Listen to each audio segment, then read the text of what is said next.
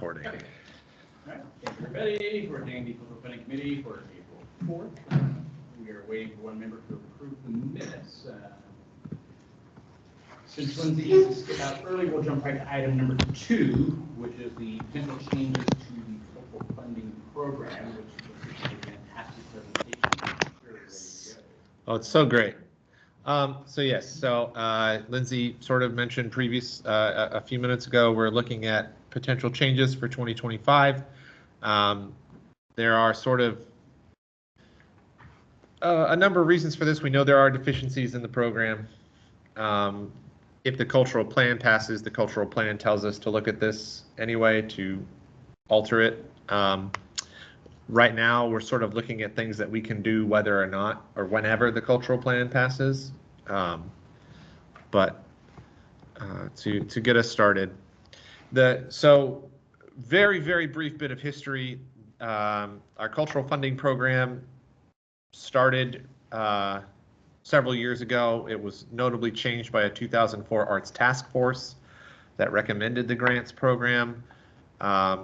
Reinforced by a 2008 cultural plan. A 2013 addendum to the 2008 plan set up the process that we use today. It separated orgs into small, medium, large. As you can see there, said support orgs are eligible, and one of the big things that we run into, it set that the orgs must have 5 years of operational history. But plenty of things there to keep an eye on. Now, the application for the grants program sets a number of other eligibility requirements, but it is not specifically in the 2013 addendum. This is mostly, so we can look at it and adjust if necessary, but so that we are aware. The 2004 Arts Task Force defines an arts and cultural organization as one that provides for the enlightenment and entertainment of the public through the production, exhibition, advancement, or preservation of art, film, literature, music, theater, dance, science, botany, natural history, or cultural history. So the 13 addendum removed zoology and added film.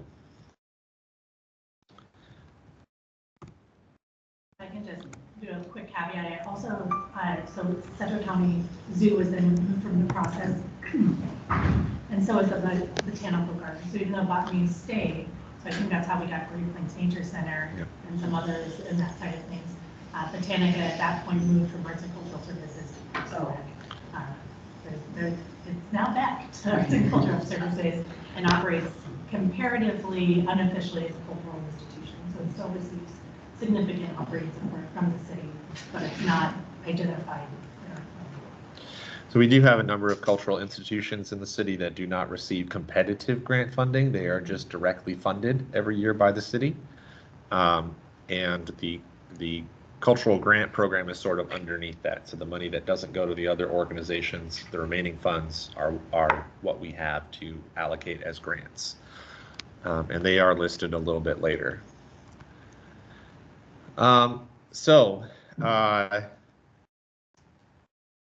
Ways that we can adjust the grant program. The new strategic plan or revised addendum must take place in order to alter the cultural funding grant program, and we are anticipating that our new plan will be adopted in May of 2024. So like I said a few minutes ago, that plan specifically says several times, review this program. Special consideration may be approved by the committee and city council if a single year adjustment to the program is made, and city staff recommend that any major changes to the program be incremental over the coming years. Doing so in communication with both past recipients and those who are not currently eligible. So that's what our recommendations for today. They would sort of be incremental. There are a lot of big changes that we want to make, but we're not going to make them all at once, and we're not going to make them with the full assumption that the plan will be approved in May. We are fairly confident that's going to happen, but just in case, we're hedging our bets, I suppose. So our recommended changes. In discussion And discussion That's points. all today, it is discussion. No decisions are being Yeah. made, but we just want to acknowledge known challenges within the program that we've seen over the last few years and community members have identified. That's right. So these are the things that we think could be changed, and we're ready for you guys to yell, "You're crazy. Why would you ever think that?" That's absolutely necessary. So our first one, an audit exemption for first-time large organizations. Now, if you don't know, because you're new to the process, our organizations are split into three sizes: small, medium, and large. That's based on their prior year expenses. So if they spent $250,000 last year, that makes them a medium organization. Less than that makes them a small, so 249,999 and below is a small. $500,000 and up, and this is in your application if you ever want to review that. $500,000 and up is considered a large organization.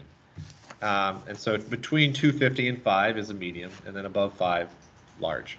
Large organizations, according to the application, are required to submit a recent audit along with their application. That has tripped up a lot of our organizations that find themselves moving from the medium organization size to the large organization size. So what we would like to look at is if an organization finds itself for the first time in the large organization pool, we give them a 1-year exemption from the audit so that they have time to get that together. If they come back the next year and they are large again, then they have to have that audit. And I have a graphic for that later on to help explain it. We have a slide with the organizations. We'll get into examples of where that came from. I'd like to look at revising the questions on our application, specifically a lot of the wording. I'd like to look at removing individual fundraiser questions, individual donor information, and I'll get into all of this in detail. I went a little far on the audit one, but a large change that we'd like to make is removing the developing arts category for fiscal year 25, which city staff don't think that it is doing what it was intended to do, that it's just not living up to its expectation. So we'd like to remove it for 2025 and perhaps for 2026 and beyond, re-envision what a development grant could be. And then a few changes to eligibility. I'd like to remove the mission statement alignment requirement, which again is in your application. You'll see it on page 2. An eligible applicant must have a mission statement that aligns with the following definition: an organization that provides education and artistic leadership to the public through the production, exhibition, advancement, or preservation of visual or performing art, literature, film, science, natural, or cultural history. I am not anti that requirement. I just think it's incredibly confusing. And so we have an updated list of requirements that sort of helps out with that, but I don't think that it serves our applicants. I'd like to change the language, serve the citizens of Wichita, to serve the residents of Wichita. And I'd like to capture those organizations that would have applied for developing arts grants by lowering the organizational age eligibility requirement for operational funding grants from 5 years to ideally 2 years, which is the developing arts grant. You have to be at least 2 years as an organization. Organizations that are 2 to 5 years can only apply for developing arts organizations, and so grants. So I'd like to try to capture them for this year in the operational funding by lowering that requirement. Are you thinking that as a temporary move while we redevelop the developing arts program?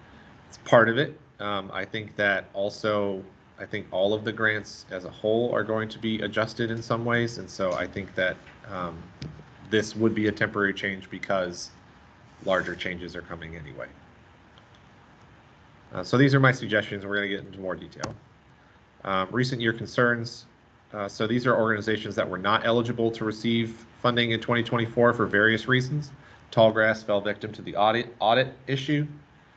Wichita Children's Theater and Dance Center, similarly, audit issue. Storytime Village near the bottom, audit issue. But others, Crown Arts Collaborative, Mama Film, Juniper Arts, they're too successful to be developing arts organizations. Their expenses are too high to apply for a developing arts grant, but they're too young to apply for organizational funding. Same thing with Mom and Bill. Sorry, I missed. Developing Yeah.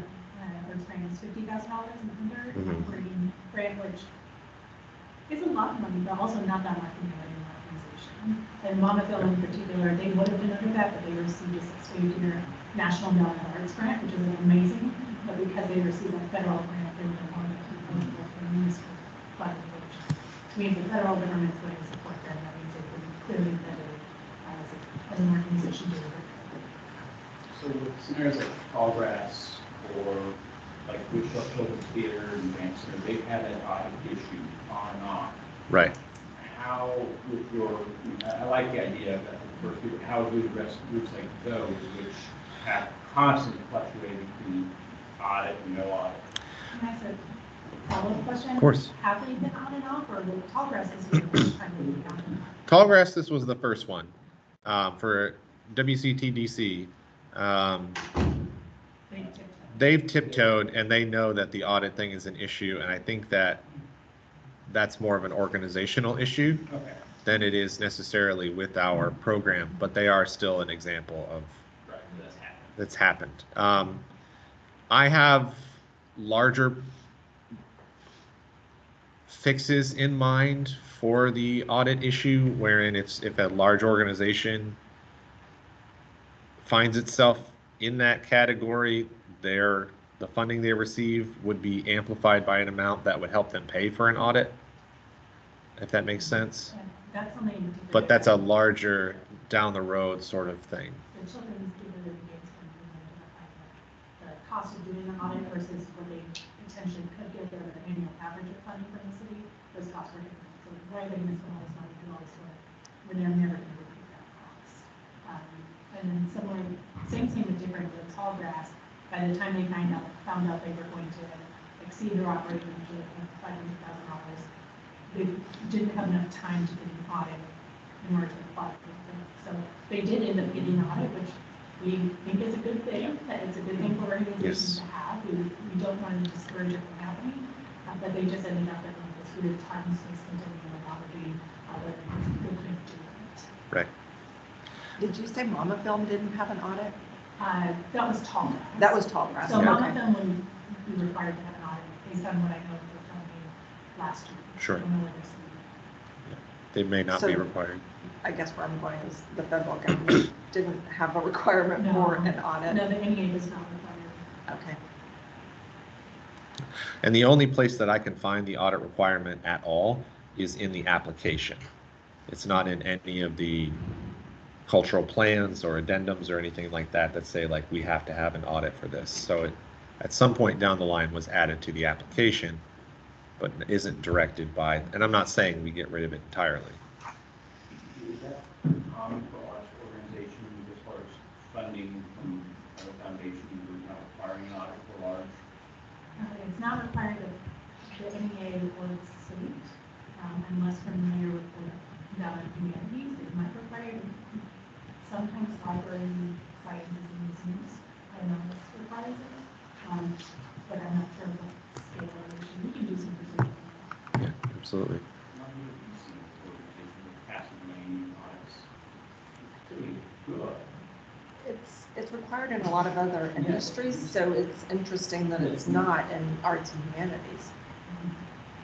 You know, if you were medical, Center for Health and Wellness is now a health corps in order for them to get their federal funding, or Grace Med and some of those types of medical organizations definitely have to have an audit to receive substantial funds from. I think that's maybe, I'm curious what the funding model is. So our cap right now is $500,000 and more. I would assume these are Foundation, multi-million. I know, we're at that $500,000 limit. We're about to exceed that expectation. We're looking at doing the audit. Some of the other grants we're looking at require any organization at $500,000 in the audit. And that's why I was kind of Sure. questioning I think it's the idea you have now for those ones that kind of bounce, that are on that cusp, it's not fair to them that all of a sudden they have good fortune and now we're getting into the audit for this first year, but. Right. What about maybe, do you know? I'm sorry, The Maybe Foundation? we can do an analysis. Yeah. And look at some Yeah. costs. They do, They do, and so, and to me that, I mean, it's a good best practice. Yeah, and I don't think Protects your board. I don't think Protects anybody would argue you no being on the audit. front page of the Eagle, But- above the fold. I think that giving a 1-year exemption to organizations that find themselves in a large thing, and then eventually down the line, giving enough funding that we can help them pay for that audit so that they can remain in the large funding as necessary, is a change that I'd like to at least have a longer discussion about. It's not one that I'm making today. I'm supportive of the first year pass on that, for those that, by chance, but like, before we use the Wichita Children's Theater and Dance Center, I mean, that's come up twice since I've been on, Yeah. funded them 1 year, and they weren't in the next year because, you know, Yeah. they chose not to do that, which. It happened to the Orpheum in the past too. And it's a theme that we've heard for many years. I'm not going to spend my time on the application and the interview process to get the piddly amount of money that I'm getting. We're talking 3% of their budget, maybe, Yeah. that we give them. So, And I mean, audit or not, we hear Yeah. that comment. One thing, I'll liken it to where I work, we have a PTO policy, but there's a line in our employee handbook that says if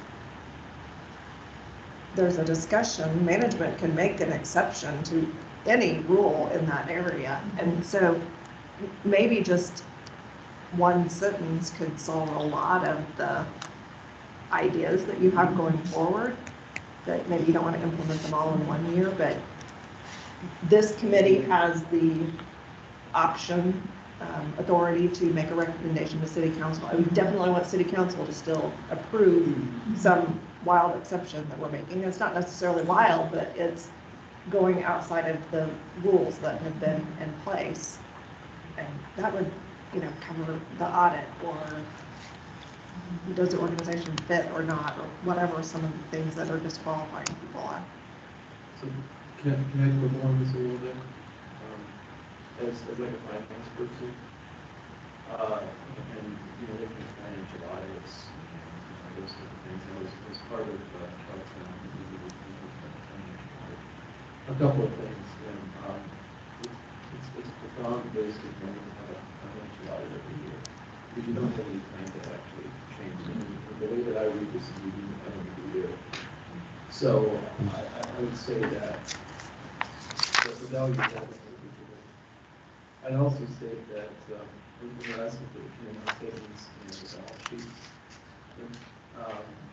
and the IRS Form 990, the P&L statements and balance sheets are part of the 990.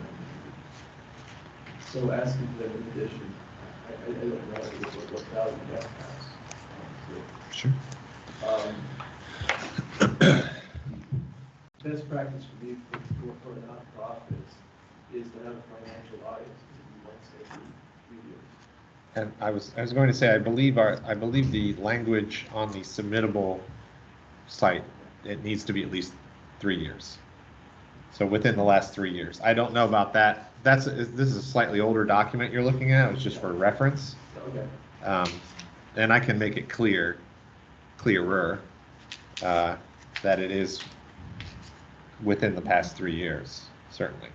So we go into specifics a little bit later in the presentation about audit options and 1 year exemption or kind of Yep. flow in that. For the sake of just going through some of the recent concerns that we've seen, I do want to touch on. Oh, sorry. Crown Arts Collaborative, Novel Film, and Juniper Arts are the 3 organizations that fell into the caveat of too big for developing organizations, but too young to be an operational recipient, despite all of them working in the community in some capacity for a while and doing great work.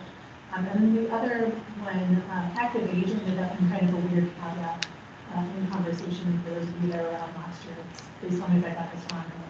KMUW, PBS, and Activate 12 first-time applicants, and there's been good discussion on how media is interpreted as an arts organization.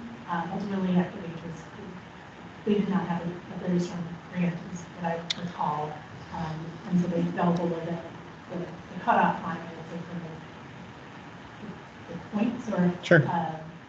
they did the point. Yep. Not up to, versus KMUW and PBS, their mission statements, the work that they do is definitely supportive of arts community.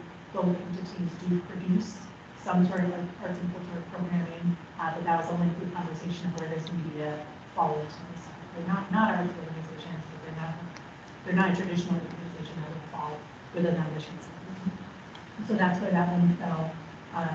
Not to say we should, I'm not recommending we bring it in and disqualify media outlets, but it's going to continue to grow as with choice and others, what's a cultural entity. We're going to have more and more applicants, and our product funding is not growing. So I just point that out as a challenge and a concern that we identified last year. For the first time, those were 3 applications that we conversed.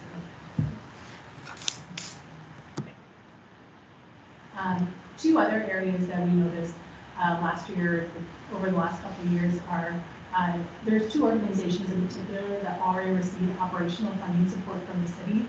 So the Wichita Public Library Foundation in particular, and the Great Plains Nature Center, both incredible organizations from the front end, like in the spirit of a nonprofit organization receiving operational support.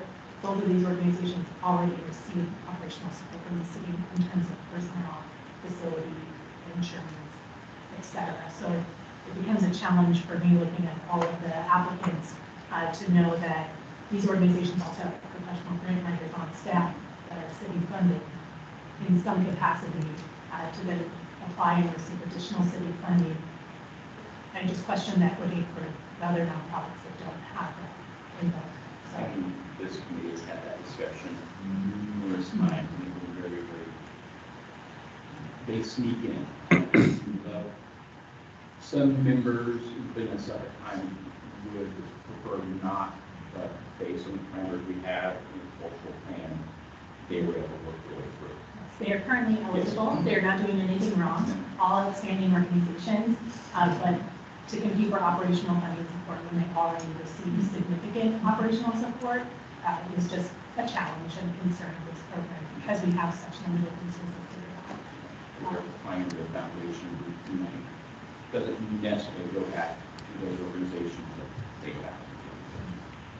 And then same thing, but different conversations, organizations that have parent or support organizations that are somewhat publicly funded.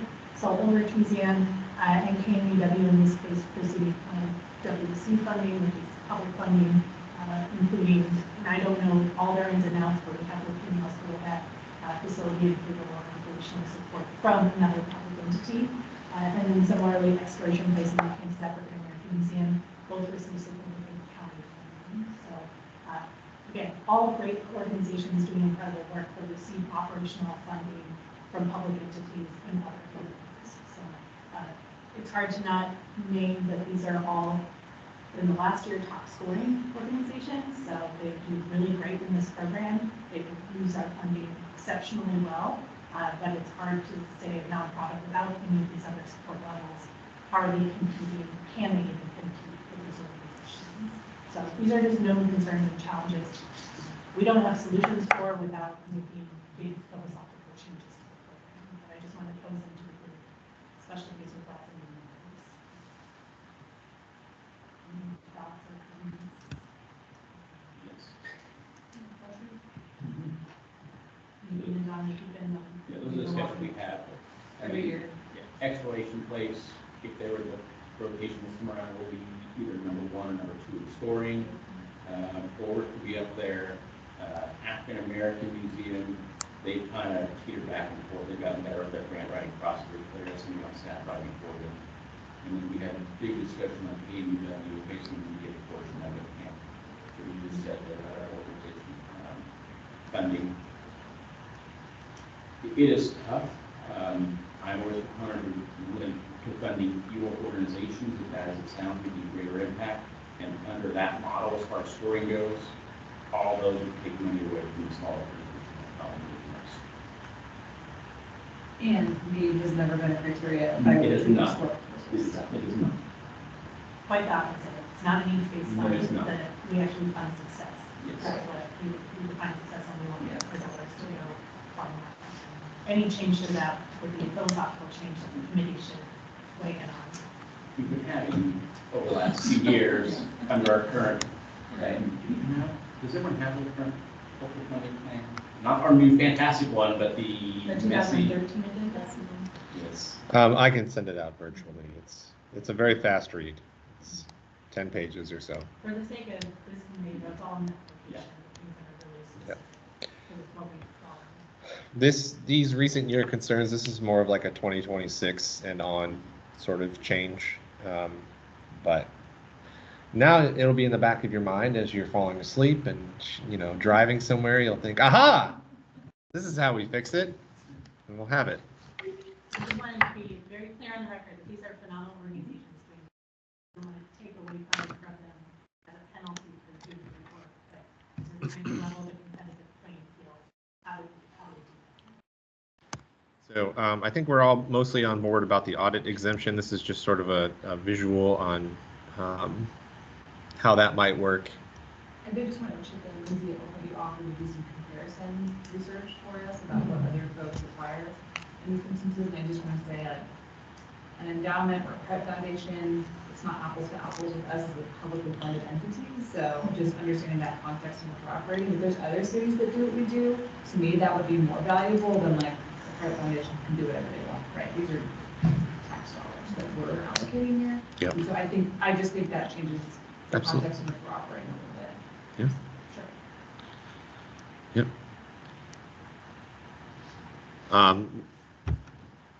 When I wrote this, when I came up with all of this, it was not with something like the Wichita Children's Theater and Dance Center in mind, where they seem to constantly have a sine wave to what they do.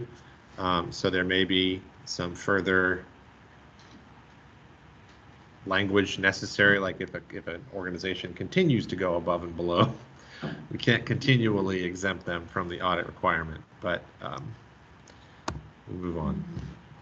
So revising the questions, I'd like to remove references to COVID-19 and the pandemic. That I think is an easy win. I would like to utilize a soft skills approach and adjust the general language throughout the application. So for instance, one question says, describe innovative services and programs your organization has initiated in the past 2 years.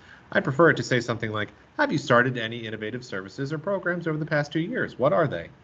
To make this less of a daunting application. I just think it's off-putting when you are writing in the way that the application is currently situated. Can I make a suggestion, see if I have an added question? Sure. So my first year, I remember reviewing these applications and being like, these questions, I don't have a good understanding, just like a baseline understanding of who these people are and what they're trying to do. Like just a question that's like. Yeah, there's a paragraph about what is your operations. Yeah. But I can make that a lot. People, I can make it a lot clearer. Yeah, like just a quick summary. But I will add the character Yes, please do. limit. Yes. Yeah. Yeah, the way it's written now, I feel like some people do a good job of providing that foundation of like, who am I? What do I do? Some people don't, and I struggled to score the rest of the proposal being like, well, I think I have it here, but I'm not sure, and I don't know if I can do it even have that count. So. It's fair. Well, part of the success of the language change is to be more accessible, especially with organizations that are very small and don't have a professional writing or development team. But this might be their first time going through it. It's easier for you all to read and easier for them. Hopefully we'll get more thorough answers. I'm always optimistic. I got 26 artist access winners, so I can do this. So financial security question number 4, as a result of the pandemic, explain how the organization has modified its organizational goals and how these goals align with the strategic plan and for success. We just want to ease that back a little bit. What are your goals? If you have a plan, do they match what's in the plan? If you don't have a plan, are you considering creating one? Because the Wichita Jazz Festival may not have a strategic plan, but maybe they should think about doing it. And, you know, when I fill out grants for organizations that I'm a part of and I get a question that I haven't thought of before, suddenly I go, oh, I should probably look into how I'm going to help people with hearing problems access my stuff. You know, so hopefully asking them, you know, do you have one or are you thinking about it, will encourage folks to look into strategic plans. And I do know for this one in particular, something that we hear from small organizations again, is that this grant, because it's such a comprehensive operational grant, they can then take information that's requested to the board, to the staff, and say like, look, we need to figure this stuff out. This is what the funders are asking. So it gives them a little bit of a leverage to tighten up their operations. Yeah. I guess part of my goal here is to turn this grant into an educational opportunity for some of our smaller organizations. Our large organizations, I'm fine if they want to roll their eyes at me at the way that I write things, but our smaller ones need constant education. Yeah. We've actually seen from year to year, even though we don't compare applications, Right. we've seen them take the recommendations that we've given and or assess the next year's application. So Yeah. I'm with you. Yeah. I'm with you. So this is, again, I would love pushback if there's pushback. Individual fundraiser questions. You can see these. If you haven't reviewed one of these applications before, this is on page 13 of your document. It's just an Excel sheet inside of Submittable, but it feels excessive. And I would prefer to replace it with just a what did you raise via fundraisers line. I mean, I thought it was unnecessary, and I know some of my sports have been listed because it was there. The information should be, you know, Right. should be able to figure that out in Yeah. form or in some way. So I don't think it's necessary at all. Yeah. I mean, if you want to have one line on just how much you raise in fundraising, you would love there would be grant funding. Yep. If you have fundraising support. Yep. That is more than sufficient for what we need here. Right. And again, capacity building, oh, maybe we should have a fundraiser.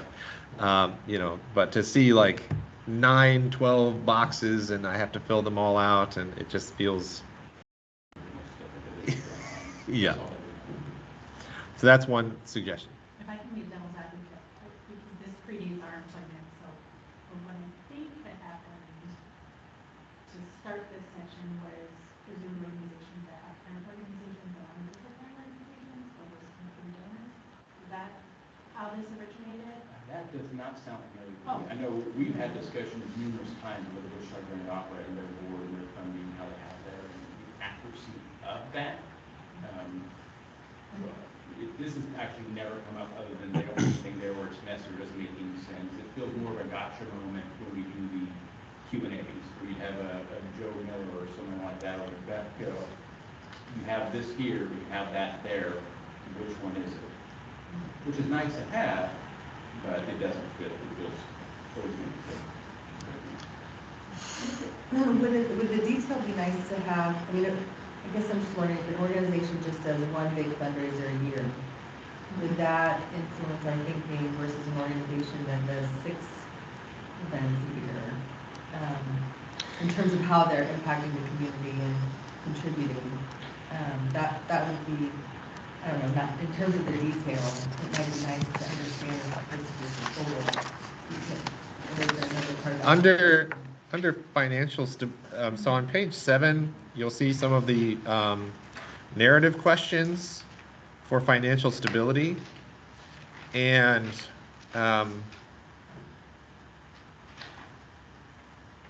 for question number 1, I'm not saying that this answers what you're saying. What I'm trying to say is question number 1, to demonstrate community support and engagement for the organization's programs and activities during the pandemic. We can modify that language to say like, have you had fundraisers? Were they well attended? You know, something like that. Or we can even add just a question. I just think that this cold, unfeeling Excel sheet version, whereas we can say, for the first time ever, we had a fundraiser and it, we raised this and it was really great. We learned a lot, as opposed to sold hot dogs, $1,000 made. Some people don't have fundraisers, right? Right. Like there's some applications where there's nothing in there, because that's not part of their model. And I don't think most of those organizations, because that's not how they operate. But what I appreciate about that question is, does that help us gain a different level of understanding for the org? For me, it doesn't, but if it does bring Or greater maybe it's clarity, maybe just doing having it that that- way is better. Maybe just having like an open dialogue box with Yeah. a character limit that Yeah. says, please describe what, if any, fundraising activities you. Or include it as like a community engagement piece, example, fundraisers. So I'm the one that's been taught, because I don't want to be classified as finance nerd. No, I think it's really- But here we go. The other one's not here, sorry. We're already asking for the minimum. Yeah. And they have 990 that's easy to access, really easy to access. And I believe, and I'm reading right here, part 9, column C, of the 990, it lists the fundraising expenses and income. So we're already asking for it, and so in those columns, why don't we just say enter in the number from column C, part 9, for expenses and income for fundraising. And for that matter, instead of asking for those balance sheets and income statements, say provide the last 3 years of your 990s. And then we can just tell them exactly what boxes we want to put in. That way, they're not guessing, and it's numbers that have been validated and not be audited. They're consistent. And so there's a lot of stuff in there. Sure. There's a ton. My only question, for clarification's sake, as someone who has run a very small organization before and had just submitted essentially the postcard, would we say, like, if you submitted a normal 990, then just fill out the stuff. If you did the postcard, then we actually need your. Well, that requires specification, because we say the 99 and 992. Okay. And so the if they're just doing a postcard, it's the 992, they would get our compliance. Okay. So, That's not our goal. no, of That's- course not. yeah. Of course not, because Yeah. the 990 is 3.8.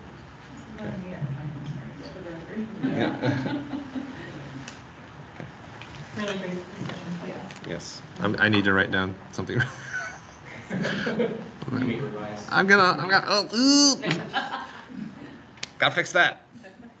Can we auto-pull from attachments? You are asking for a lot. I know. I don't know. We're telling them to fill in the box in technology. The accuracy of that is worrisome at times. And the 990s are saved, accessible as a PDF, but it's not a CR. I like where it's going. Similarly, individual donor questions. I think that these can probably go and be replaced with a line of total individual donor support. And typically, we don't receive the name of the donor. That's correct. We just receive like donor letter. We're not asking that granular. I think. We technically are, but we Yeah, don't we require it. haven't Yeah. really done that. The goal of that, I believe, was to showcase that you had a dynamic donor, so you didn't just have a single cell phone there. I don't know if that changes any of your decisions, maybe it doesn't. So we would be asking for the total number of donors and the dollar amount. We can. Historically, we did. Certainly, at the time of planning, which I ran out for 2022, and had donor one, $94,000 in 2019, $58,000 in 2020, $9,500 in 2021. Donor two, $6,200, and this goes down the list like that. It's not helpful Yeah. at all. Yeah. But to know they had 200 donors and the total was $200,000, nice to know how big the donor pool is, right? So if we ask quantity of donors and total donation Can you amount. go back to the previous slide, because that has the other three questions, right? Oh, the grant funding, corporate gifts, foundation, so then maybe we just have an individual, or whatever it's called. Individual Mhm. donors, number of individual donors. And instead of name, we can put name or number, something like that. Number of donors and total amount. Mhm. Some of them actually have like the donors' names listed on them, some don't. I really say dedicated funds. Yeah. They think it's kind of buried, right? Specify if you don't. I think it does. Yeah. I think that, again, I think a 990 might have. And if it's all in there, why are we asking for it again? I think that it's entirely possible that some people like me several years ago would be intimidated by a 990. And so it's much easier to look at a table and go, okay, Wow, you're making you know. it easier for us. I'm not saying it's not. I've learned how to read it. I'm just saying several years ago when I wasn't as experienced, I would have looked at it and gone, what is this? Witchcraft. Valuable skill. People should want Yeah. to serve on this committee so that they I can. hear you. gain it. I hear you. We'll use that. And look at you now, Jesse. Look at me now. Put that on your resume. Now I'm filling out things about janitorial contracts. All right, the current developing arts program. It's not as successful as it could be, and we recommend not offering the category in 2025. The only eligibility requirement that prevents the applicants for this grant from applying for operational funding grants is the length of organizational history. Because if the symphony's budget was only $50,000, the symphony could still apply for a developing arts grant, even though they're 40 years old. There's no maximum age on a developing arts grant. Right. Typically, it's just groups between 2 and 5 years, and then we kick them to the other grant. But you can apply for more than just the operational funding grants. So organizations have in the past applied for both developing and operational funding and are allowed to. We did not have a successful developing arts grant last year. Historically, we see 1 or maybe 2. I think lowering, and I think that the 2 developing arts grants that we got last year, if they were operational funding grants applications, they likely would have been funded. Something. As it stands, they weren't funded at all because they were bad applications for the developing arts grant. It's so specific that it needs to be like a thing that you want to develop, your marketing, your financials, things like that, that it's difficult to apply to. The age requirement can hurt organizations because the smallest ones are often pre 2 years old, and that lower than $50,000 threshold is really hard to for the organizations that we serve.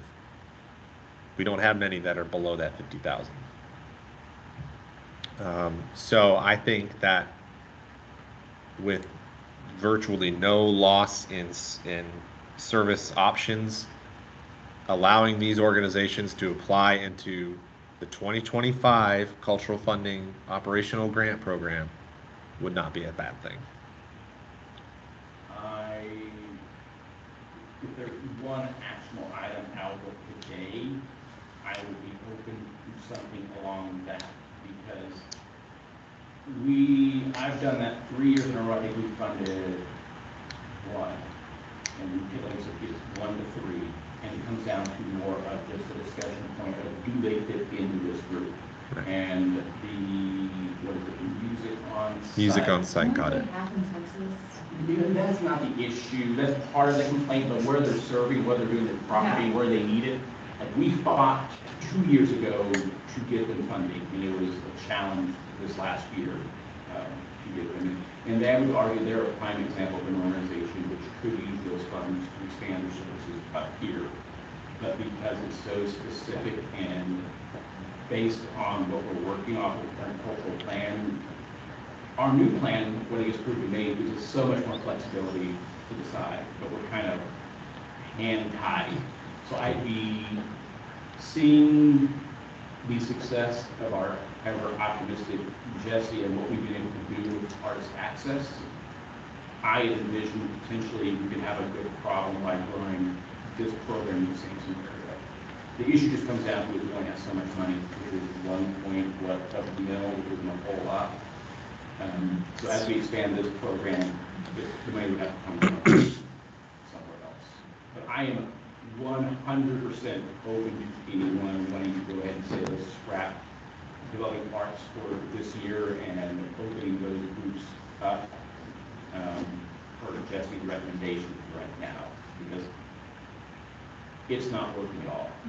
It is not working. It is a waste of their time, unfortunately, a waste of our time. Before somebody Yeah. responds to Dominic's request for a motion, my goal for today is to have these discussions, workshop a lot of things over the next month, and then on May 1st, bring you all what I think what would be our 2 programs for 2025 would look like, and then hopefully get you all to approve the 2025 programs. When and if you approve them, I'll then make them live. Obviously, Artist Access, like this past year, will probably not start till later in the year. But, you know, mid-May, late May to early June, we would start collecting applications for the operational funding grants. Define workshop. I guess that would mostly be city staff taking your recommendations and boiling them down, bringing it back to you guys for potential editing, and then potential approval. You mind if we take one of those steps out, because it is April now, we have to have further discussion, approved in May. In theory, open applications up mid-May, applications back early July, do our stuff in August, so we're ready for September or October. Council would need to be approved by October realistically to get everything you need for contracts done. No. We have some time. Okay. Because realistically, we don't get the nobody funding dollar amount back until mid-November. So not that we want to push it back that far, but You can come we have a little. before then, right? Correct. Correct. You don't have a budget. No, we don't contract with them until the last meeting in December. It's true. But we like to have all this work done pretty soon, so that way we don't. Yeah, So we have a little bit of playing room now, not a lot, but we could push it back and not be able to do some of that stuff. I think it was around COVID or slightly before COVID that this process got pushed a little earlier in the year. So because we don't get those final numbers until November, the May meeting, I would also present a calendar for when we would do things that would hopefully not overwhelm anyone. Yeah, I have already pre-warned all of our previous applicants plus potential applicants that applications won't open until likely early June, and that we are still figuring out whether the application period will be shorter or if everything will just be shifted. So this has all been pre-warned, and nobody's gone, oh God, no, my 3 months to apply.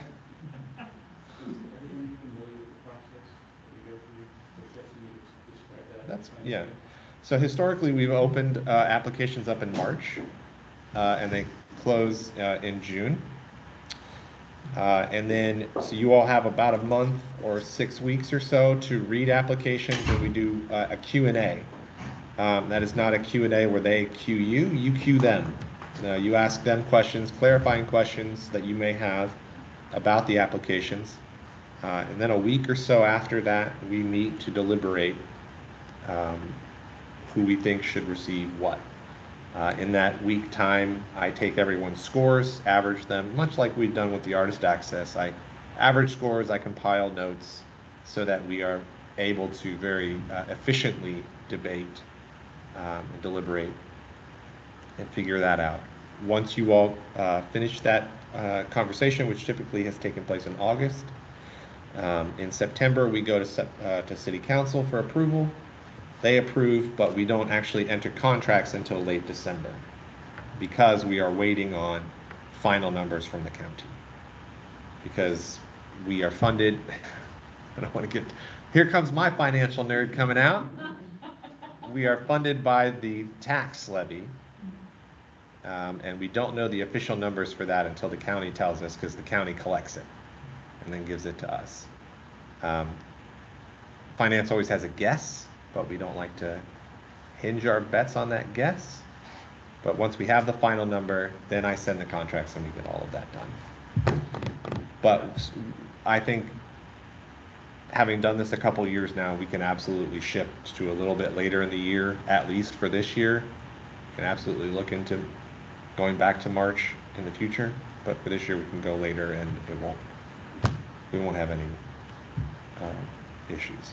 You're the one doing all this. I do a lot of it. How much time realistically do you need? The only real hard part of this is the turnaround from the deliberation meeting to the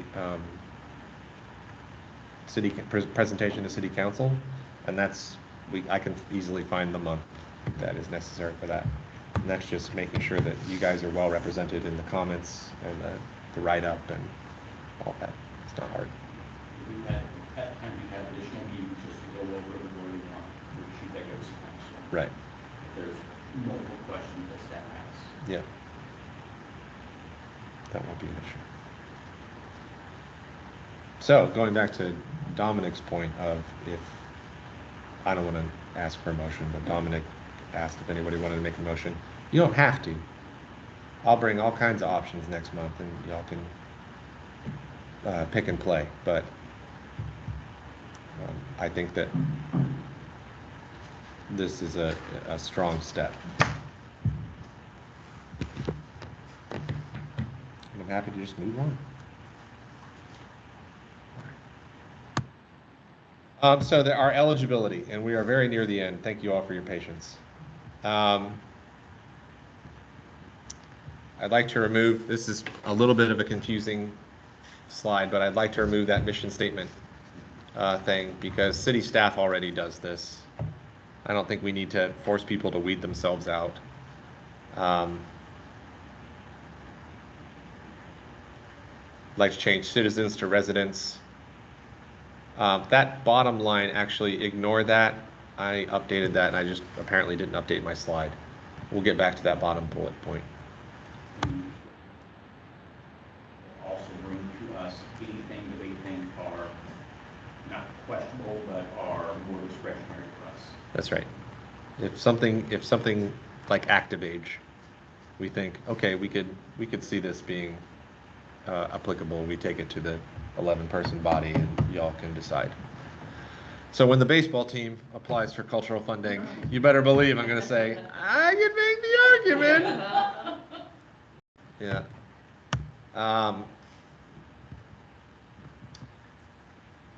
I would like to drop it from 5 to 2 years.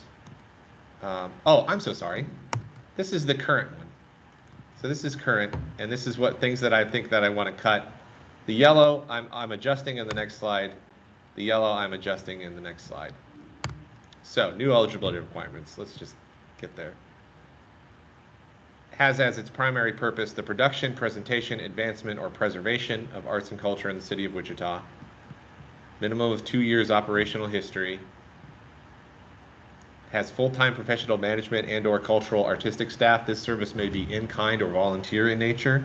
That's already understood in our application, but I couldn't really find it, I couldn't find it easily spelled out. I feel like we struggled one year with permanent museum. We were like, well, what is this? Yeah. It's not bad. So I appreciate Yeah. that being on there. On the second to last dot, do you want to change the citizens to residents and have it be consistent? Thank you, yes. These are all fairly the same. That bottom line is the one that replaces the cultural institution point, because I get folks going like, am I a cultural institution? Yeah. No, you're not. You would know. So I just named them. I need to add Botanica. That's an oversight, but cannot apply for this funding due to their status as cultural institutions. And oh boy, do we have changes in mind for them. So this would be where you would possibly add Botanica or... Right, Botanica should be added to this list. I missed them in my first draft. Or the Library Foundation. What was the other one on that? Oh, the Restoration Place or Great Plains Nature Center. so some of those discussions, support organizations, I think we need to have a larger discussion about later on, removing them potentially in 2026. I don't know yet if we'll end that way. Organizations that have parent organizations, so KMUW, things like that, or, you know, we may suggest like they have a capped amount of funding that they can receive. So we are kicking solutions around inside the office. We don't have anything really to suggest. Plus, it feels like a larger change than I'm personally comfortable taking on for 2025.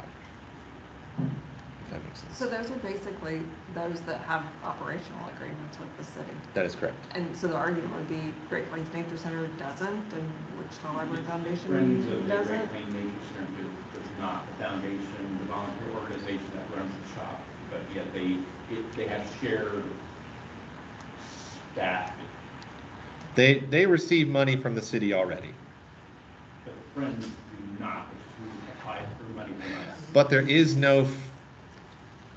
Yes, see, that's my. The Great Plains Nature Center is a problem because it's 4 small organizations in a trench coat, Right. Yes. all pretending to be one organization. Right. It's the trench coat. Yeah. I love the metaphor. All right. Great Plains Nature Center is a headache because of how they're set up. But because they, inside the trench coat, already receive a lot of city funding thanks to parks, the consideration would eventually be to maybe remove them from consideration here. Okay, so because of parks, so that's very similar to Botanica receives it because of parks, but then Botanica is now an arts organization under your umbrella. I mean, where I'm going really is city council should decide who can't apply. Sure. And obviously that's a recommendation you'll be making Yeah. to them. And then it's not us who said no, it's Yeah. city council. Right. We don't want to leave you guys out of the process of deciding because you're just in the weeds with us as much as we are. Eventually, yes, it will be city council who says yes or no to these major changes that we're making. We have a lot of things going on behind the scenes in terms of how these groups are funded and how much they're funded, and trying to get more funding. Dominic talked about our mill levy that we have. We're looking at transient guest tax and all of that to try to figure out where can we find more funding, and that would include the grants program. We're looking at hopefully getting some groups out of the grants program and just into this group of operational funding folks, which would free up money to give to other organizations. There are a lot of things happening, and unfortunately, we're going to trickle it to you guys as we go, as we need your feedback and ideas. If that makes sense. But holistically, we have a massive amount of changes that we want to make. On the side of this is some of our challenging ones we've had on that receive funding, substantial funding from city or other organizations. Those are typically in the large section. How much does the large take of this funding typically? The vast majority of it, yeah. I couldn't tell you exactly off the top of my head. It is substantial. It is the most. I mean, you could probably say that all of the mediums and smalls combined are equal to what Exploration Place gets. It's quite likely. If not, EP getting more. And they don't need all the ask for. Yeah, nobody does. Yeah. We had about a 70% award rate for this past year. In terms of the amount of their ask, I don't have that off the top of my head, but yeah, about 70% of organizations or individuals that applied received some award. So, but these are our ideas. I'll happily bring them all to you next time for more official motions and things like that for your approval. If you have thoughts, I would appreciate having them. Feel free to email me, or I'm always over there in my closet. Unless I'm on trash Could you resend duty. the 2013 plan and the new proposed plan? Yes, to us? absolutely. Could you Yeah. also include, you have some suggested question changes? Do you have like a draft of a proposed application? I will redo it and I will send it to you. Thank you. Yeah, I will send the plans and what the new questions could look like. Your recommendations for that? Yep. And I will look into the 990 versus 990T. One of the things we need to take action on though, before we all part Yes, ways. one quick bit of action, if you would. Hopefully everyone had a chance to look over the minutes from our past meeting. If there is no discussion, I'd be open for a motion to accept the minutes from our February meeting. Move to approve. All in favor? Aye. Opposed? Easiest thing we did all day. All day. Yeah. Thank you all. I appreciate you being here. It's a good presentation, thank you. Yes, Yeah. thank you so much.